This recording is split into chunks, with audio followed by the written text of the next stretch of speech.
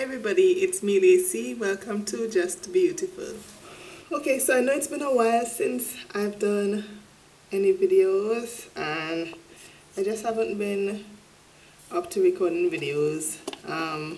So I haven't been here for a while, but I'm here now to do a video that I promised you the last time, which was what I'm doing to work on my hairline. My hair is in a little bit of a mess right now, so I'm probably going to co-wash it in a little while because it's dry and it needs a little bit of work, so I'm gonna sort it out. But before that, I'm just gonna show you the 3 things that I do when I need to work on my hairline. Okay, so the first thing I do is I want to isolate the area that I'm working on from the rest of my hair, right? So that I reduce the amount of manipulation that goes on with my edges. So let me undo this. So what you're gonna do is the area at the very front of my hair, I'm just gonna section it out and I'm gonna put it in a flat twist or a cornrow, or if you can't do either of those two, you can do some loose braids, anything that separates your edges from the rest of your hair. I know my edges don't look that bad, but when I part it out, you will see just how much breakage I'm dealing with here. So let me just do that. So you can see when I hold this up, there's hair and then there's hair and then there's just, right? So all of this is the breakage that I'm working on. Can you see that? This area in the middle there. See? All of that is shorter. A lot of them are shorter than the rest. So I'm going right around the front. Excuse my broken tail comb, okay? But this is the part I need, so that's the most important thing.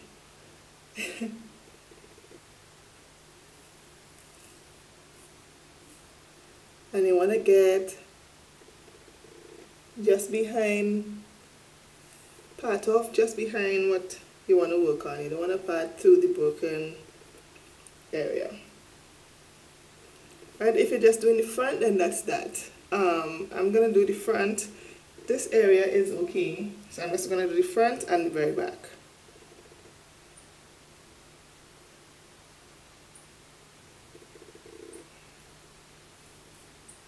See?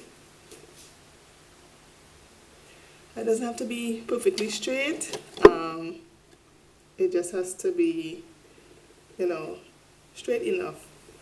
What this does is, as you do your day-to-day styling of your hair, the front of your hair is not going to be manipulated as much because it's going to be put away in a corner, and that reduced manipulation is going to go a long way in preventing any further breakage to the front of your hair. So while you're trying to grow it back, what isolating it does is prevent further breakage to the area that you're working on. Right? You're probably saying, but what kind of styles can I do with the front of my hair in a corner or in a flat twist? I promise you there are many styles you can do, some of which I'll show you very shortly, and I'll do a couple of tutorials as well that show hairstyles that are edge friendly and that involve having your hair line isolated.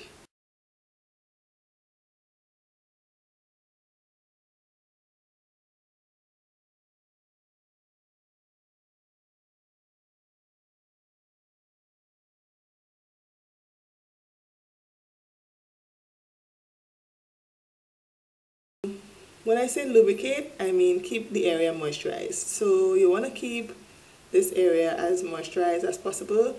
Dry hair breaks more easily than hair that's moisturized. So like I said before, we want to reduce as much breakage to this area as possible. So that's where the moisturizing comes in. So if you're not sure how to properly moisturize your hair, I did an entire video in my regimen series on how to properly moisturize your hair using the LOC method. So you want to make sure that you keep the front of your hair well moisturized at all times to prevent any further breakage caused by dryness.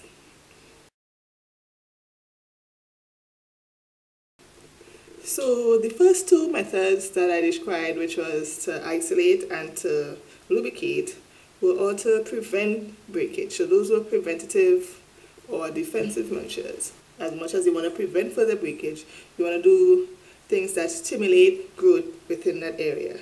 So massages are excellent for this purpose. What the massaging does is stimulate blood flow to the area and to the follicles in that area, I should say, and thus encourages growth.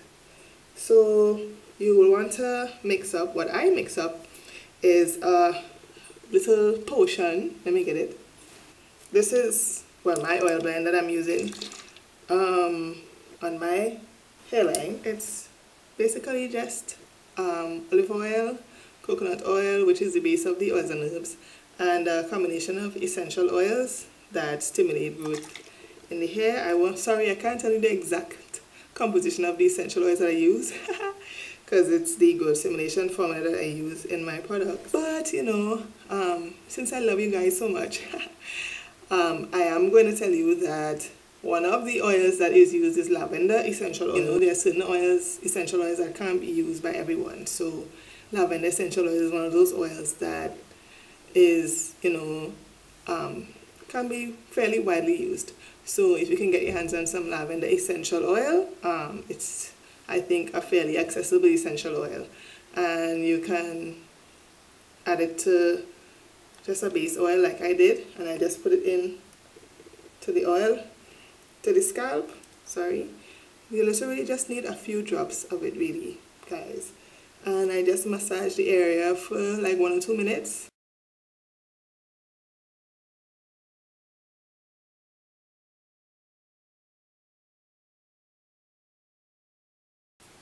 The key to the massaging is to be consistent. You can't do one time this week and then twice next week and then you don't remember to do it for another month. You know, that's not going to really help.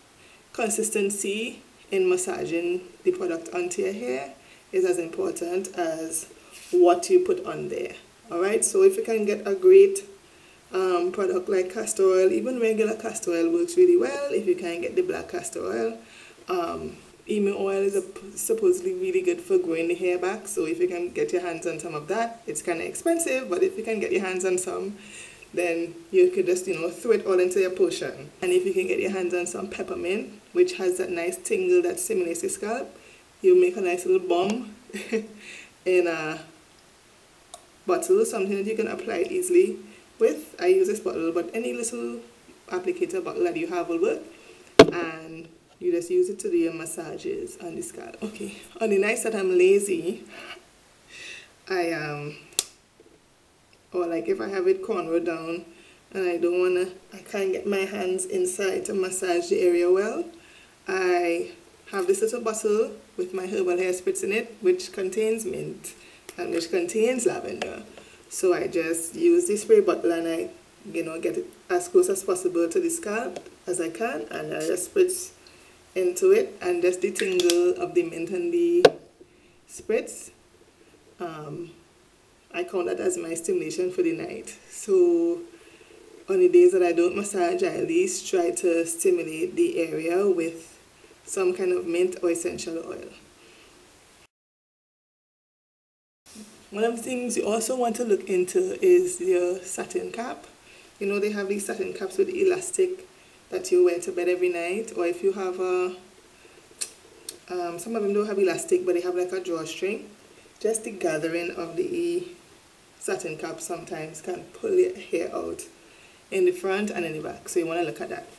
I made a new satin cap for myself, which is like a satin cap and scarf, satin scarf in one.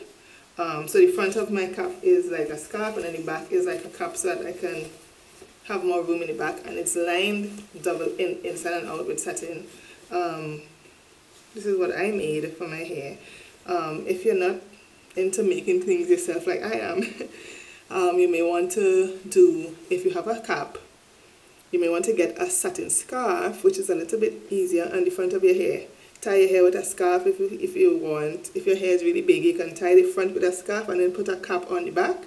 But just make sure that the front of your hair is covered with a scarf, which is like, you know, flat, as opposed to having gathered material or elastic there that can rip your edges out. Alright, so that's it. And like I said, I promise you, I'm going to show you a couple of tutorials which show hairstyles that can be done with, you know, your hairline isolated from the rest of your hair. So I'm going to have those tutorials up next. I think that's it for now. I hope everything is clear. If not, you can ask me questions in the comments underneath. Take care, and thanks again for watching Just Be Beautiful. Bye.